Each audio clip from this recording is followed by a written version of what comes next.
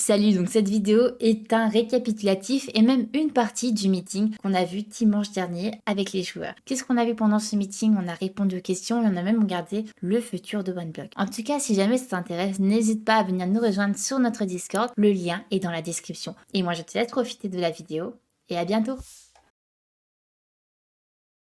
Donc, au niveau de la V05, ça n'a pas été forcément ce que nous on espérait et ce que vous espériez aussi.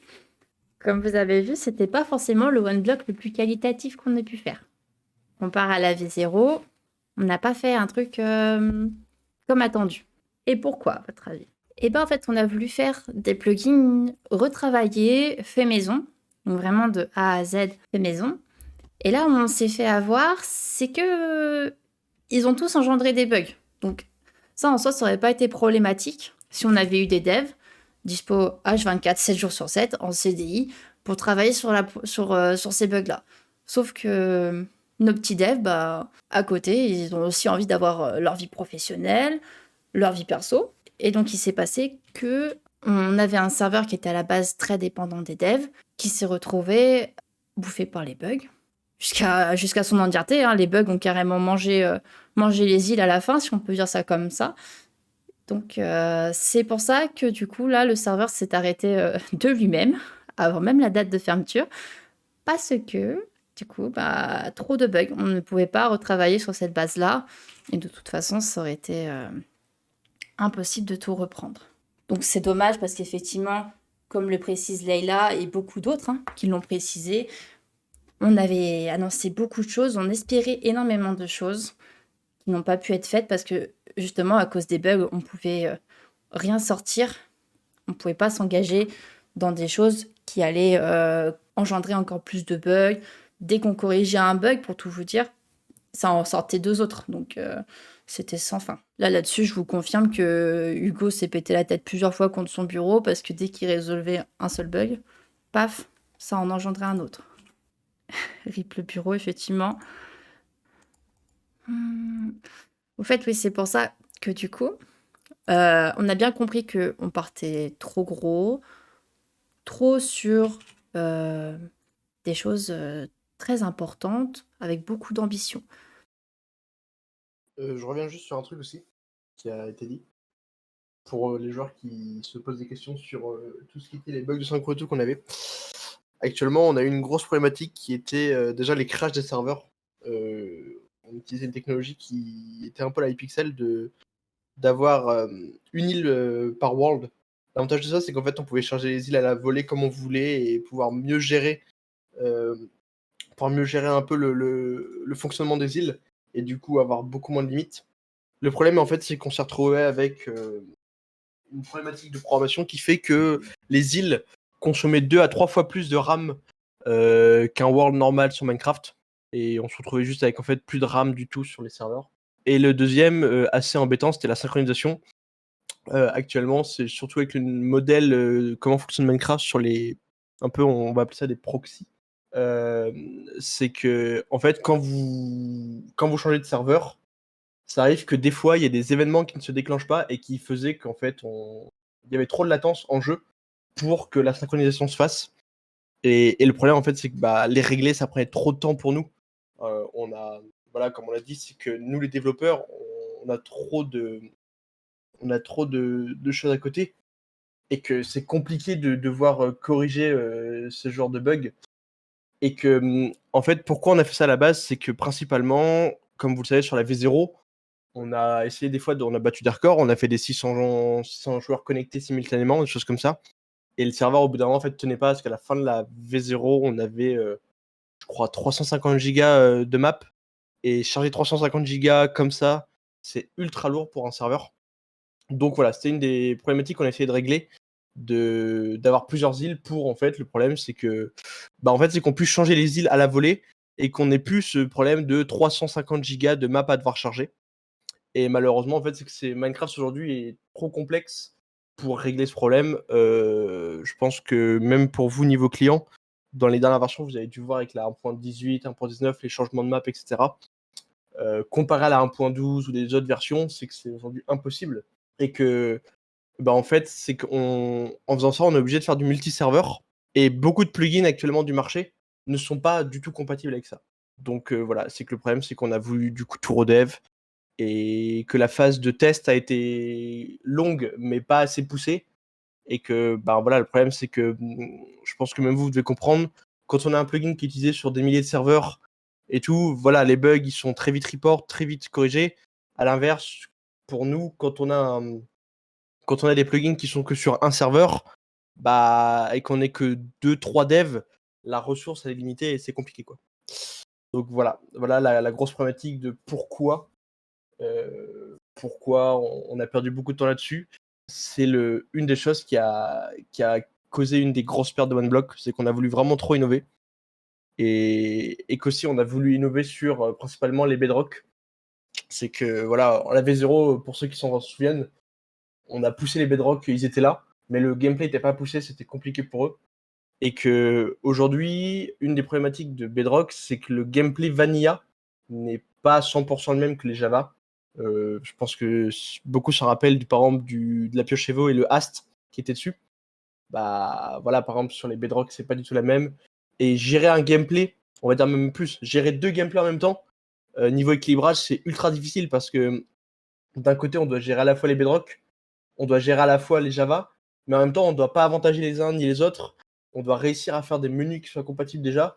Donc ça veut dire qu'aujourd'hui, on se retrouve à devoir gérer compatibilité Bedrock Java, devoir gérer le gameplay, devoir gérer les plugins innovants, devoir gérer le système de world différent. Voilà, ça fait qu'aujourd'hui, on se retrouve avec une vingtaine de plugins à devoir gérer différemment, qui sont totalement nouveaux, qui n'ont pas été tellement testés à fond. Donc c'est pour ça que c'est une des grosses problématiques de cette V0 qui nous a fait bien mal. Et oui aussi, bien sûr, le FR anglais qui a demandé aussi beaucoup de traduction.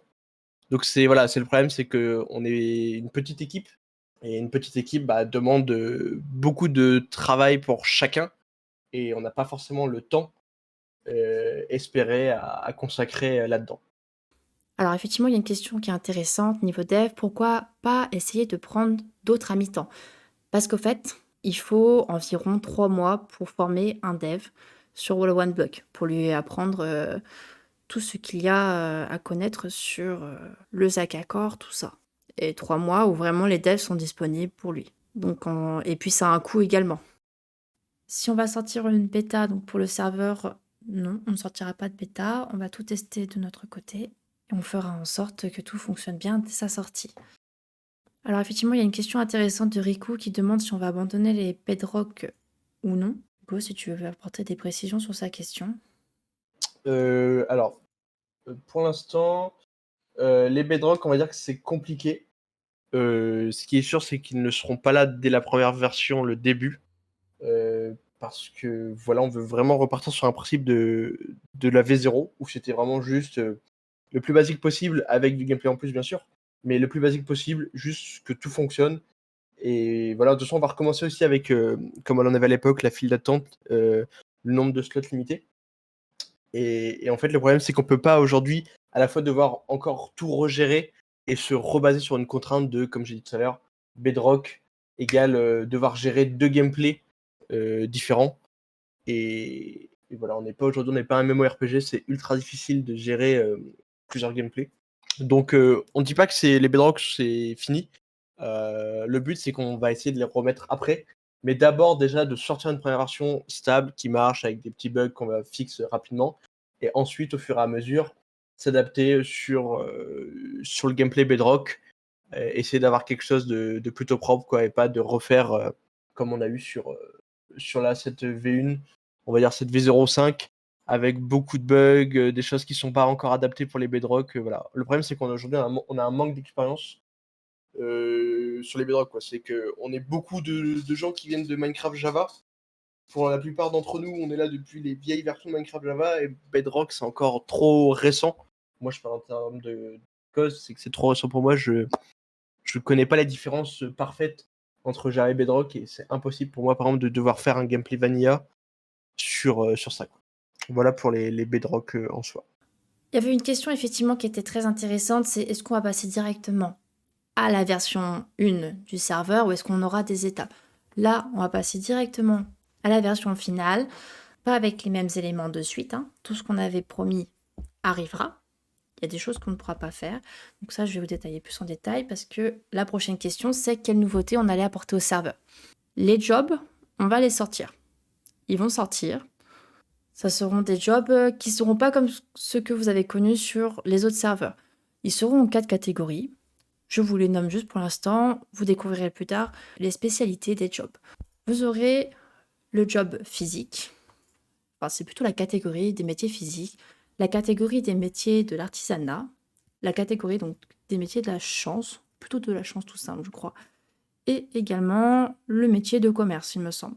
Donc voilà, vous aurez ces 4 catégories qui vont devoir être augmentées au fur et à mesure. Ce sera vos métiers et vous aurez des crafts custom par rapport à ça qui vont vous apporter donc, des consommables, des nouvelles recettes et évidemment pas des recettes comme vous avez connu pour certains sur One Story où il fallait bien noter comment c'était. Là, vous aurez directement, normalement, si tout est nickel, un livre de recettes qui sera accessible. Alors effectivement, au niveau des phases, il y aura des nouvelles phases parce qu'on se base sur la 1.19. Donc vraiment des phases sur tout ce qui va être... on a pris en compte les mangroves, on a pris en compte les crapauds, hein, parce que je sens que les crapauds, ça va être génial aussi. Le Warden ne va pas spawn dans le, dans le One Block, pour des raisons évidentes que... déjà, les gros trucs des pillagers, c'était compliqué à gérer pour les joueurs. Donc non, on ne mettra pas le Warden comme ça. Il sortira sous une autre forme. Le ghast et tout ce qui est gros, le ghast en soi, c'est quand même nécessaire pour certains crafts, donc le ghast va rester. Il restera dans ses phases habituelles correspondantes, donc généralement dans les phases qui se rapprochent le plus au Nether. Après, on a réfléchi aux phases pour qu'elles soient pas forcément moins longues, mais qu'il y ait plus de diversité, que vous puissiez plus focaliser telle ou telle phase en fonction des blocs que vous avez besoin. Oui, le gros sanglier sera là aussi. Pour ceux qui ont bien aimé le gros sanglier, il sera là. Mais il n'arrivera pas d'un seul coup. Il sera là, je crois qu'il sera là durant la seconde moitié de la liste des phases. Donc vous allez être large. En tout, on a fait à peu près 21 phases. On va également modifier les villageois. Parce que de ce que j'ai compris, les trails de villageois, c'est beaucoup de travail de notre côté. Et pour vous, ça n'a pas été forcément un rendement très intéressant. Donc nous, de notre côté, ce qu'on va faire avec les villageois, c'est qu'on va plus repartir sur les villageois comme pour la V0 pour ceux qui ont connu. C'est-à-dire, par exemple, le villageois farmer, on le pose dans un champ et il va récolter du blé toute la journée. Donc on va plus partir sur ce genre de villageois. Alors effectivement, j'avais une autre question aussi pour l'ajout d'items spéciaux. Donc de ce fait, grâce au métier, il y aura l'ajout d'items spéciaux qui va arriver aussi. Donc vous aurez des nouvelles ressources, des nouveaux items, des nouveaux consommables. Vous allez voir, on sera assez complet là-dessus. Alors oui, les box vont être retravaillés, hein. D'ailleurs, ça c'était une question qui avait été posée. Les box, on va rester donc sur les box que vous connaissez. Peut-être qu'elles seront renommées. Il y aura la vote, la small, la big. Il y aura également des box de grade qui seront accessibles donc par rapport à votre grade. On n'a pas encore trop défini, mais ça sera une clé de looter normalement pour que vous puissiez utiliser cette box tous les jours ou toutes les semaines, à voir comment on définit ça. Il y aura également des box accessibles avec de l'argent in-game et pas forcément avec des clés. Alors oui, effectivement, pour les tops, c'est pareil, ça c'est quelque chose qu'on va retravailler. Il y aura des tops plus intéressants. On va mettre en avant également le collectif, les îles. Il y aura des banques d'îles, etc. Donc on pourra jouer les tops dessus. Il y aura des récompenses comme sur la V0 où on peut obtenir des PE, PB en fonction de votre niveau dans le top. Donc les tops vont redevenir intéressants à monter. Pack de ressources pour le serveur. Donc, alors ça sera pas de suite. On va mettre en place un pack. On va commencer à mettre en place un pack de ressources pour le serveur. Il sortira pas tout de suite parce qu'on va pas prendre un pack de ressources comme tous les serveurs ont, qu'on achète juste et hop, on le pose. On va essayer de faire un truc vraiment custom pour nous et pour vous apporter la meilleure expérience de jeu. Donc ça sortira pas maintenant, ça sortira dans le futur, un pack de textures. Au niveau des events, on ne pourra pas mettre en place de suite des events physiques, comme vous avez pu le faire. Ça sera des choses qui se feront plus tard. pour le moment, on va mettre en place des events qu'on va dire automatiques dans le chat d'un seul coup. Ça va dire, vous avez 5 minutes pour répondre. Enfin, le premier qui répond à cette question obtient un lot. Donc, il y aura ça. Il y aura aussi des events où il faudra interagir tout de suite avec tel ou tel bloc. Et le premier qui touche le bloc, il a un lot spécial. Donc, au niveau des autres nouveautés, on va également mettre un système de succès. Un système de succès pour les personnes qui ont envie de montrer un petit peu qu'ils sont plus forts pour miner telle chose, ou plutôt pour farmer telle ou telle chose. Donc ça, effectivement, ce sont encore des choses à définir, mais il y aura ce genre de choses qui va apparaître également. Les quêtes, comme j'expliquais, donc elles vont devenir vraiment plus qualitatives. Ce qu'on a fait pour les quêtes, c'est qu'on a écrit une sorte de petite histoire par chapitre, et on aura une ligne directrice sur comment va se dérouler la totalité de la quête avec une histoire qui sera à l'intérieur. Et effectivement, là, on sera plus sur une réflexion de quête, un peu comme sur Dofus, pour ceux qui connaissent, plutôt sur une réflexion de quête, poser tel bloc, ramasser tel bloc, tuer tel mob, etc. Non, ça, on arrête ça. Ça sera plus réfléchi par moment. On va également commencer à travailler sur une section PVP. Une section PVP pour accentuer justement le côté d'équipe et pas juste rester sur une île à farmer et jamais sortir de son île. Non, il faut que vous alliez un petit peu vous balader, un petit peu toucher de l'herbe, même si c'est des blocs d'herbe. Et bien en fait, il y a PVE et PVP tout à fait, parce que on va réintégrer quelque chose qui a beaucoup plu à des personnes, c'est les races. Alors attention, pas n'importe quelle race. Je parle des Taloriens, des Eldariens, des Norosiens, qui ont énormément plu durant One Story. Donc ça, ce sont des choses qui vont revenir, pas tout de suite. Pour l'instant, quand on va commencer, on sera tous des aventuriers ou peut-être que des Norosiens. Mais dans le futur, vous pourrez définir votre race et du coup, on aura une partie PVP. Donc effectivement, tout le côté équipe va revenir en force. Hein. Il y aura des banques deals qui vont être mises en place. Elles ont été très demandées et elles seront mises en place. Alors effectivement, bon, je vois que Andy, il est très très motivé. On va avoir une très belle map. Parce que effectivement, quelques personnes ont dit que la map était pas non plus folle. Mais on va avoir une map là. Je vous garantis que ça va être quelque chose qui va vous régaler. Parce qu'elle va être vraiment d'une qualité vraiment similaire à celle de la V0. Elle sera très grande par contre, très très grande. Mais elle sera avec plus de fonctionnalités. Il y aura des PNJ qui seront disponibles, on pourra avoir un beau panel de quêtes. Dans le futur, on aimerait mettre en place une arène pour le PVP. On va mettre en place plein de choses qui vont être très intéressantes parce que les donjons seront aussi accessibles directement dans le village hein, pour certains. On va remettre les easter eggs du staff. Le thème du spawn, il est vraiment similaire à celui de la V0. Alors si jamais le spawn change, ça sera par rapport à Noël par exemple ou à d'autres fêtes.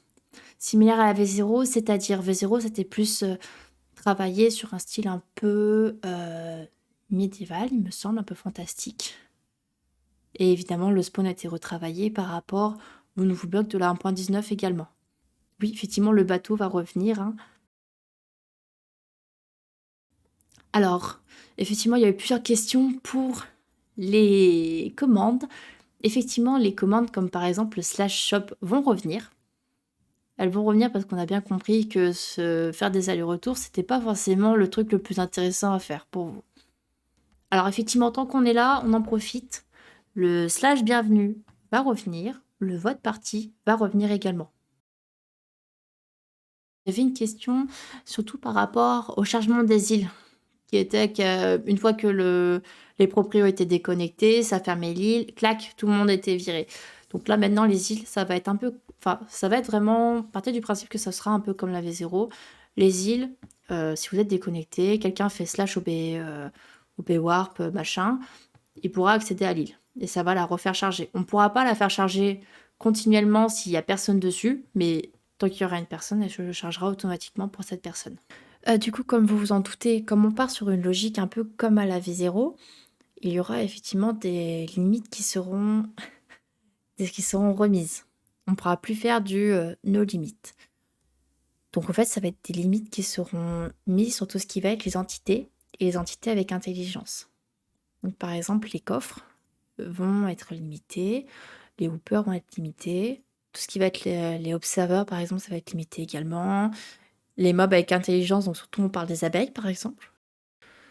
Donc tous les objets nouveaux que vous aviez connus à la V0.5, majoritairement, ils vont être là, hein. Les objets grotesques vont encore revenir, mais ils seront peut-être sous différentes formes. Juste au niveau des questions sur le wiki, donc effectivement, il y aura un wiki qui sortira au fur et à mesure, qui sera rédigé par Yazo. Yazo qui est un très bon rédacteur de wiki, de par son expérience pour la rédaction de wiki d'autres jeux. Récupérer les drusses, donc les drusses vont revenir, hein. Pour la récupération des drusses, je pense qu'on va plutôt mettre un item. Tout ce qui va être améthyste, émeraude et éclat déco auront leur utilité. Donc les drusses seront également remis in-game avec l'accès à un item pour pouvoir les récupérer. Au niveau du système de vote, il va changer également. On est en train de réfléchir pour mettre en place un bot Discord ou Minecraft qui vous alertera quand est-ce qu'il faudra voter. Au niveau des grades, ça n'a pas forcément changé, les grades.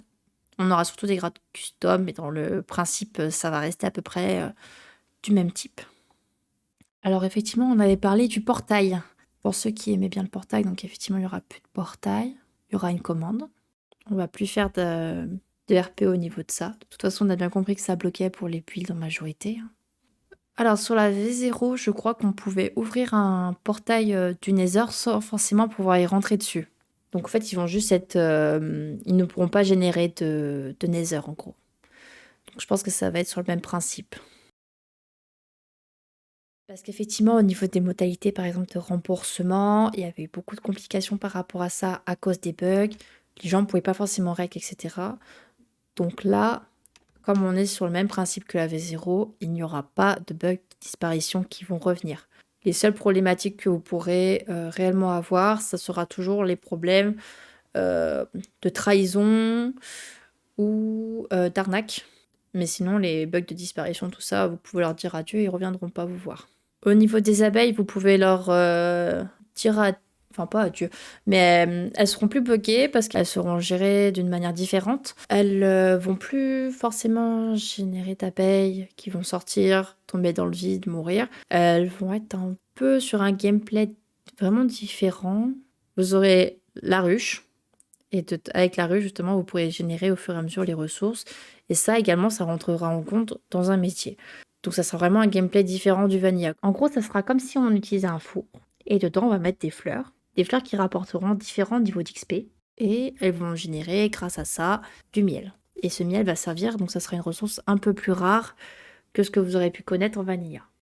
Alors, il n'y a pas de nouveau type de plante pour les abeilles. Il y en aura peut-être de nouveaux types à cause du sniffer qui arrivera en 1.20. Donc effectivement, par rapport à la 1.20, on va devoir réfléchir effectivement aux nouveaux trucs, surtout le sniffer qui va apporter pas mal d'éléments nouveaux. Il faut savoir que sur le Discord, on va aussi mettre en place un système de cadeaux. Donc on va peut-être mettre en place des events pour gagner des nitros ou ce genre de choses. Donc il faudra pas hésiter à rester vigilant pendant la période de travail sur le serveur. Et pendant ce temps-là également, on va remettre en place quelque chose qui était bien, c'était les devmags, pour expliquer justement l'avancement du serveur au fur et à mesure par rapport à ce qu'on a fait cette semaine-là, etc. Pour que vous, de votre côté, vous sachiez qu'est-ce qu'on fait et sur quoi on travaille.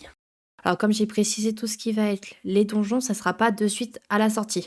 Ça, les donjons, ça va être du travail après, parce que là, du coup, on est concentré sur les jobs surtout, qu'on veut qu'ils soient qualitatifs pour la sortie du serveur. Les énigmes vont totalement changer pour les items Evo. On va pas remettre les mêmes énigmes. Alors de toute façon, comme on part sur un nouveau type de serveur, la liste de bans sera totalement vide, donc les gens pourront revenir. Après, si jamais ces personnes-là commencent à faire n'importe quoi, elles se prendront les sanctions normales ou un ban, effectivement.